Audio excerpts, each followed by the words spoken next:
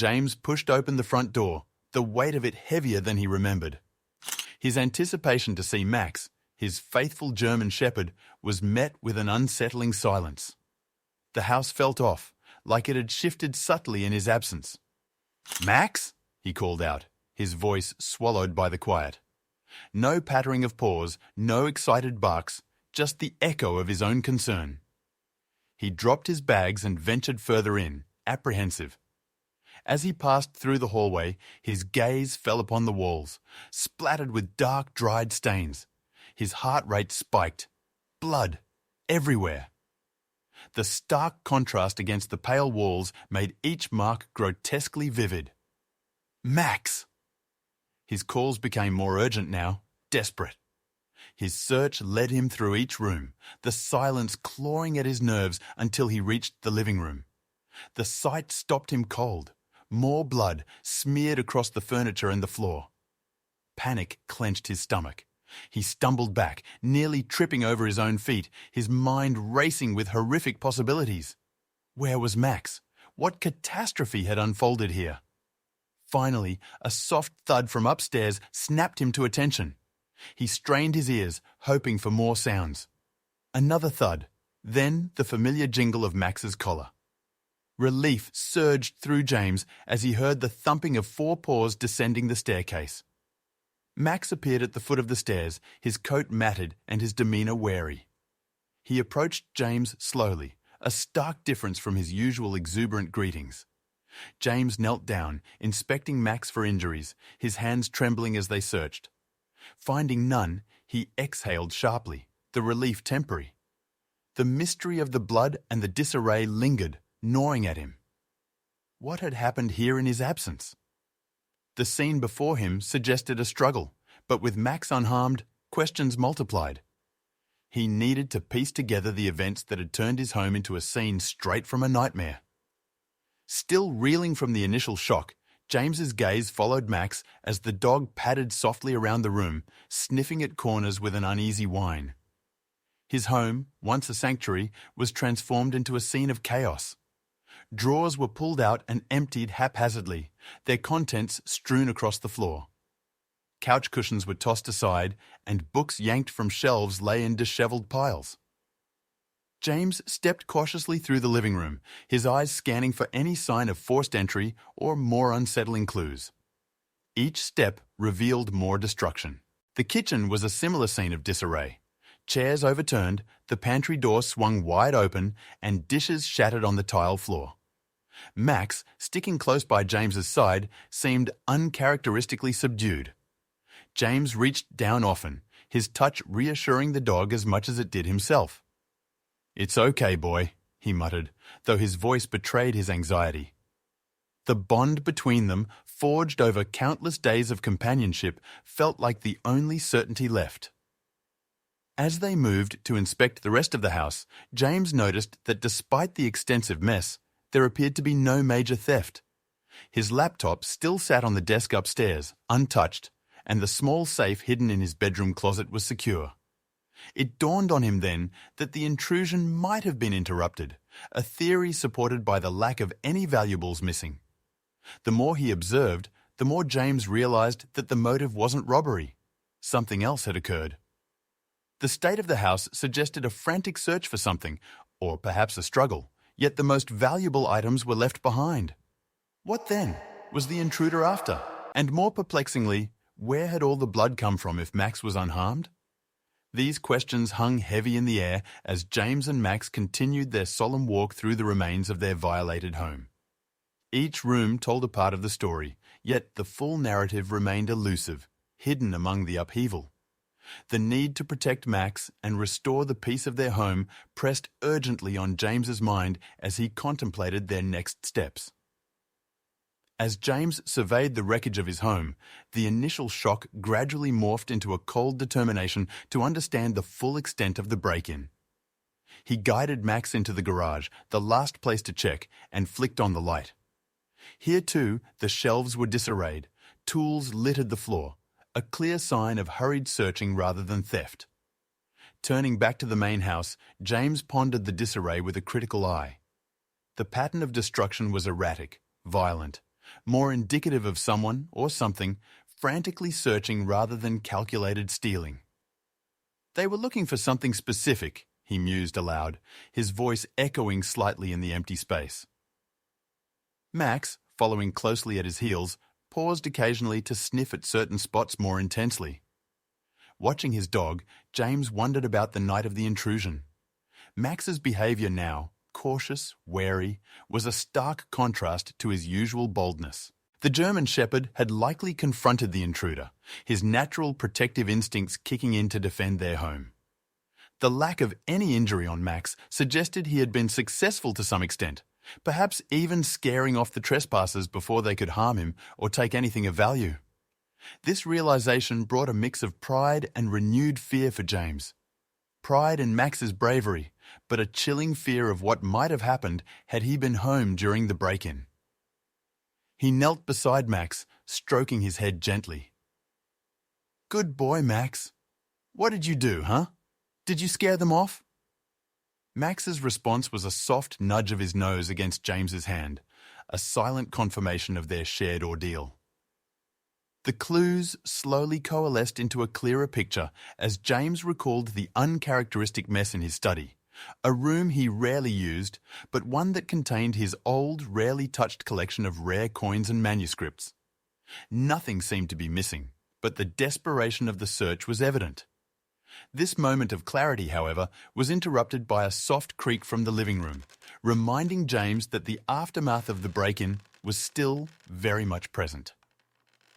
The house no longer felt like his safe haven, but more a breached fortress.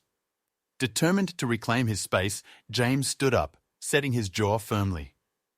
"We'll fix this, Max," he declared, more to steel his own resolve than anything. They would need to investigate further, possibly involving the police, but first he had to ensure the safety of his home and his loyal friend. James's mind raced as he leaned against the doorframe, his eyes scanning the dimly lit hallway that now felt so alien. Max, sensing his owner's distress, whimpered softly, nudging James's hand for reassurance. This simple gesture sparked a sudden realization in James. He needed to understand exactly what had transpired here to protect them both from future threats. He looked down at Max, his eyes narrowing with determination. "Show me what happened, buddy." Max seemed to understand the gravity of the request, his ears perking up as he led James back into the living room.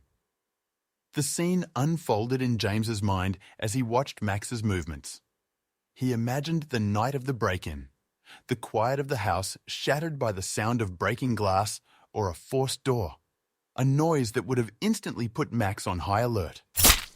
The German Shepherd, trained since puppyhood to guard and protect, would have faced the intruders with a fierce loyalty that only a dog defending its home could muster. James envisioned Max's stance, hackles raised, teeth bared, a deep, menacing growl rumbling through his chest as he confronted the trespassers. The intruders, caught off guard by the formidable presence of the dog, likely panicked, leading to the chaos James had walked into. The scattered furniture, the overturned items, it all pointed to a frantic attempt to escape Max's vigilance. In the midst of the turmoil, there must have been a scuffle, Max snapping and lunging as the intruders tried desperately to fend him off, perhaps throwing objects in a futile attempt to distract or block him. As James reconstructed the events, he could almost hear the sounds of the struggle. The thumping of Max's paws on the wooden floor, the shouts and curses of the intruders, the clatter of items being knocked over. The blood splatters on the walls and floor spoke of the intruders' injuries, evidence of Max's effectiveness in protecting not just their home, but potentially James's life. "Good boy, Max. You did what you had to do," James murmured, a mix of awe and sorrow in his voice as he pieced together the bravery and chaos of that night. It was a stark reminder of the bond they shared and the lengths to which Max would go to keep him safe. Feeling a surge of protective affection for his companion, James crouched beside Max, wrapping an arm around the loyal dog's broad shoulders. "I owe you so much," he whispered, his voice thick with emotion. In that moment, his resolve hardened. He would take whatever steps necessary to ensure such an incident never threatened their peace again. With the morning light casting long shadows across the room, James dialed the police, his fingers unsteady as he recounted the night's events over the phone. Soon, the sound of sirens approached, breaking the tense silence that had enveloped the house. Max, who had been a tower of strength throughout the ordeal, now paced restlessly by the door, his ears perked at every new sound. As the officers entered, they took in the scene with practiced eyes, their steps deliberate as they moved through each room. James, with Max by his side, followed closely, pointing out the disarray and the bloodstains that marked the walls and floors. One of the officers, a woman with a stern yet sympathetic gaze, knelt to examine Max, checking for any injuries that James might have missed. Finding none, she looked up at James with a reassuring smile. "He's a brave one," she commented, her hand brushing Max's head. "Looks like he did a good job keeping them at bay." The officers took photos and gathered evidence, their demeanor professional but gentle, aware of the trauma such invasions caused. As they worked, they asked James detailed questions about his absence, the condition of the house when he returned, and any possible enemies or recent threats. James answered as best he could, his gaze often drifting to Max, who remained close, his presence a comforting constant amidst the chaos. "Do you think they'll come back?" James asked, his voice carrying a weight of concern. One officer, pausing in his note-taking, met James's eye. "It's unlikely," he reassured. "Given the mess and the blood, it looks like your dog gave them more than they bargained for. They won't be eager to return." The sentiment was echoed by his partner, who added, "And we'll alert the local hospitals to keep an eye out for anyone seeking treatment for dog bites or related injuries. It could help us track them down." As the investigation continued, the officers commended Max for his actions. Their words, meant to comfort, did little to ease James's lingering anxiety, but they affirmed the deep bond between him and Max, a bond that had perhaps saved his home and even his life. With the police eventually departing, promising to keep him updated, James closed the door behind them, leaning against it as he let out a long, weary sigh. The immediate danger had passed, but the breach of his sanctuary left a lingering unease that wasn't easily shaken off. Max nudged his hand, a silent reminder of their shared ordeal and unspoken promise to protect each other. In that moment, James knew that the steps he'd take next would be to fortify their home, ensuring such a breach would never happen again. He glanced at Max, his resolve firming. "We'll get through this together," he murmured, and Max's wagging tail seemed to echo his determined sentiment. After the police left, the house felt more like a crime scene than a home, the cheerful memories it once held now tainted by the violence of the break-in. James looked around at the disarray. What should have been the warm, welcoming space he returned to was instead a stark reminder of vulnerability. Despite his resolve, the thought of spending another night there felt overwhelming, the shadows seeming to hold sinister whispers. It was then that Emily called. She had heard about the break-in and insisted that James and Max stay with her for a while. "You shouldn't be alone right now, James. Not after all this," she urged over the phone, her voice laced with concern. Grateful, yet overwhelmed, James agreed without much resistance. Packing a few essentials, James watched as Max roamed from room to room, the dog's behavior subdued. Normally vibrant and energetic, Max now seemed to mirror James's deep-seated unease. It was as if Max too understood that the invisible threads that tied them to the safety of their home had been irrevocably frayed. Upon arriving at Emily's, Max hesitated at the threshold, sniffing cautiously before stepping inside. Emily, ever the gracious host, had prepared a space for Max, complete with his favorite blanket and toys.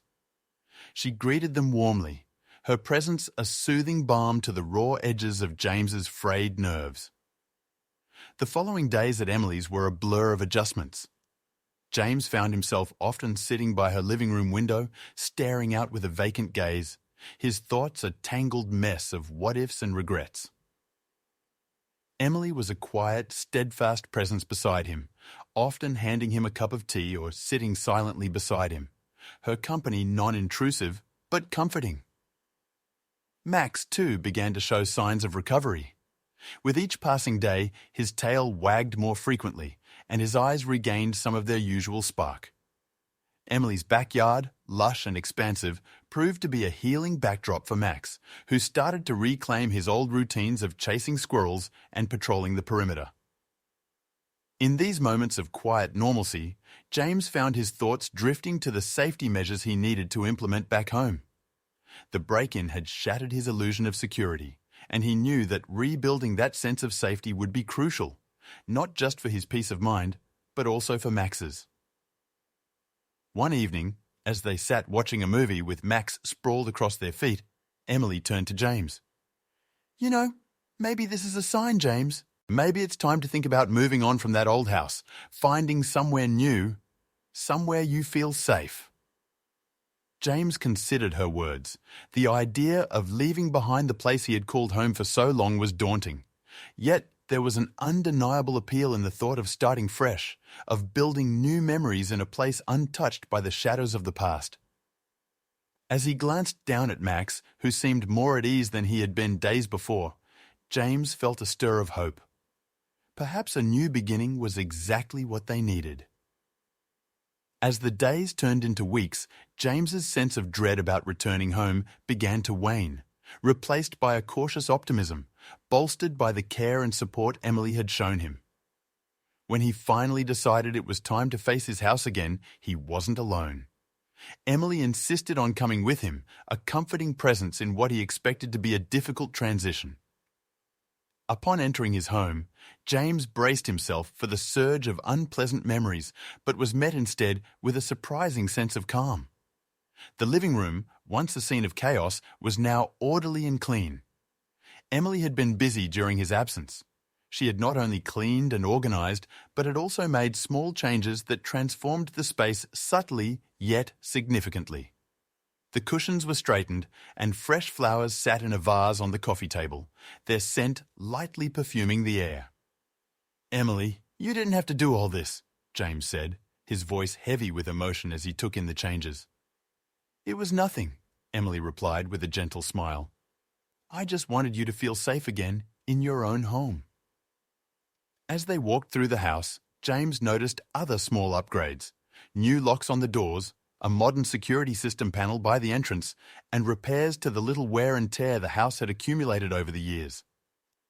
Each improvement spoke of Emily's thoughtfulness and her understanding of his need for safety. James felt a profound gratitude towards Emily, not just for the physical changes she had made to his house, but for her unwavering support and kindness. The relationship between them, always rooted in friendship, had deepened during his time of need. Her acts of kindness had woven a new layer of intimacy and trust into their bond, and he found himself relying on her presence more than he had anticipated. In the restored tranquility of his living room, James turned to Emily, taking her hands in his. "I can't thank you enough for everything you've done, Emily. I don't know what I would have done without you," he confessed, the sincerity in his voice mirroring the warmth in his eyes. Emily squeezed his hands, her own eyes reflecting a depth of feeling. "I'll always be here for you, James, no matter what," she assured him. As they stood there, the sense of renewal was palpable. The house no longer felt tainted by the past but reborn, much like James's own outlook. With each day spent back home, with Emily often by his side, James felt his old fears receding, replaced by a newfound strength and a determination to move forward, not just alone, but with Emily, who had become his rock during one of the hardest times of his life. In the weeks that followed, James found himself not just rebuilding his home, but also re-evaluating his life's priorities. The tranquility of his restored house gave him the space to reflect, and the more he did, the more he realized how deeply Emily had become ingrained in his daily thoughts and future plans. One crisp evening, as they walked through the nearby park with Max trotting ahead, James felt a mixture of nerves and anticipation. He had been considering a significant step forward in his relationship with Emily, and the peaceful setting seemed like the perfect backdrop for his proposal. "Emily," James began, his voice a little unsteady as he stopped walking, prompting her to pause and face him. Max, sensing a shift in the atmosphere, sat down nearby, his ears perked in attention. "I've been doing a lot of thinking," James continued, looking into Emily's eyes. "About us, about everything we've been through together. You've been my rock through the toughest time in my life, and I can't imagine not having you by my side." Emily listened, her expression softening, her hands clasping together as if to steady herself. "I don't want to just keep going like we have been. I want more, Emily. I want us to be together officially," James confessed, his heart pounding as he gauged her reaction. Emily's eyes widened slightly, a mix of surprise and something else, perhaps hope, flickering across her features. "James, are you saying what I think you're saying?" James took a deep breath, his decision solidifying with every second that passed. "Yes, I am. Emily, would you marry me? Would you be my wife?" His voice was hopeful, earnest. A radiant smile broke over Emily's face and she stepped closer, her hand reaching out to squeeze his. "Yes, James, I'd love that. I've hoped you might feel the same," she admitted, her voice warm with emotion. As they resumed walking, hand in hand, with Max contentedly trotting along, James felt a profound sense of contentment. The break-in that had once brought so much turmoil now seemed like a distant memory, a catalyst for changes that brought unexpected yet welcome new beginnings. Looking ahead, James knew there were no guarantees, but with Emily by his side and Max ever loyal, the future seemed filled with promise. It wasn't just about recovery anymore. It was about moving forward, embracing the new opportunities and challenges of life together. The path forward wasn't just a continuation of the old, but a step into a new chapter filled with potential for happiness and deeper connections.